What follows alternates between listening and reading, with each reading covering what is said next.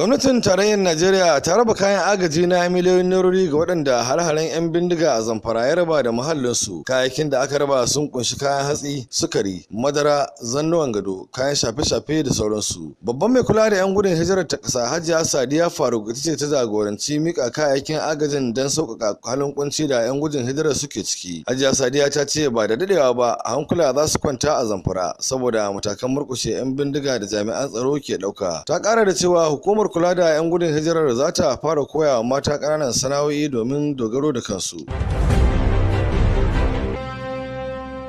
Majalisar da ke kula da ayyukan 'yan sanda ta Najeriya ta amince da sunayen da sabon babban sufeto janar Adamu Muhammad ya bayar na sabbin kwamishinonin 'yan sanda na jihohin kasar 36 da birnin tarayya Abuja. Kakakin majalisar Mr. Ukechukwu Ani shine ya bada wannan sanarwa a wani jawabi da ya fitar jiya Laraba. Tunda dai an umarci sabbin kwamishinonin da su garzaya zuwa sabbin wuraren aikin nasu don ci gaba da shirye-shiryen ayyukan zaɓe da ake tunkara cikin kwanaki kaɗan masu zuwa. Gwamnan jihar Kaduna Malam Nasiru El-Rufai ya yi ƙarin bayani game da wani furuci da ya yi wanda ya jawo kace nace tsakanin jama'ar Najeriya a wata hira da aka yi da shi a gidan talabijin na ƙasa wato NTA. Gwamnan na jihar Kaduna ya yi barazanar cewa duk wani ɗan ƙasar waje da ya shigo Najeriya ya ce zai katsalandan cikin harkokin zaɓenta to ko zai koma ƙasarsa cikin jakar gawawwaki. Da yawa daga cikin ƙasar musamman 'yan zaɓen adawa sun fassara furucin a matsayin kira zuwa ga tashin hankali da kuma taka doka. Gwamnan ya fitar da wani jawabi inda yake nuna cewa wannan furucin ya yi shi ne don kare martabar ƙasarsa da kuma gargaɗi ga masu tunanin cewa za su iya amfani da 'yan ƙasashen waje masu sa ido a kan zaɓe don yin magudi. A tasa fahimtar don mai kishin ƙasa zai iya fahimtar abin da yake nufi.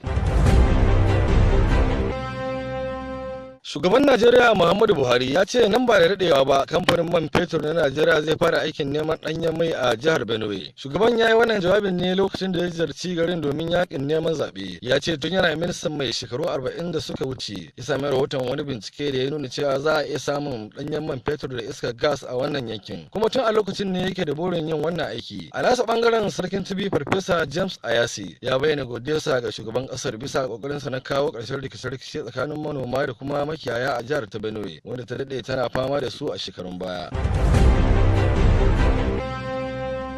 Binciken da wata cibiya ta ƙasa da ƙasa take shirin gabatarwa a 'yan satuttukan nan masu zuwa ya nuna cewa har yanzu ƙasar Koriya ta Arewa bata daina keta dokokin hana yaduwar makamai na ƙare dangi a duniya ba. Binciken ya ce Koriya tana ci gaba da kera makaman kuma tana ƙoƙarin isar da su zuwa ga Hausawa 'yan tawaye da Libya da Sudan ta hanyar wani mai fasakorin makamai ɗan ƙasar Syria. Haka kuma binciken ya gano cewa Koriya na ci gaba da tonowa da kuma sayar da man fetur da kwal a asirce duk da takunkumin da aka sanya mata. Shugaban Sudan Umar al-Bashir ya bada umarnin sakin dukkanin 'yan jaridun da hukumomin tsaron ƙasar suka kama lokacin zanga-zangar neman kawar da gwamnatin sa da ya fama da ita. Shugaban ya bada umarnin ne lokacin da ya wata ganawa da editoci da kuma manyan marubutan jaridun ƙasar. Al-Bashir ya ɗora laifin kama 'yan jaridun ne akan jami'an tsaron ƙasar da ke amfani da doka a baibai. Ya kuma ɗora laifin taɓarɓarewa tattalin arzikin ƙasar wanda shine dalilin ɓarkewar zanga-zanga akan yankewar kuɗin man fetur sakamakon ɓallewar yaƙin kudancin Sudan. Ko da yake gwamnatin ma na da nata laifin a cewarsa.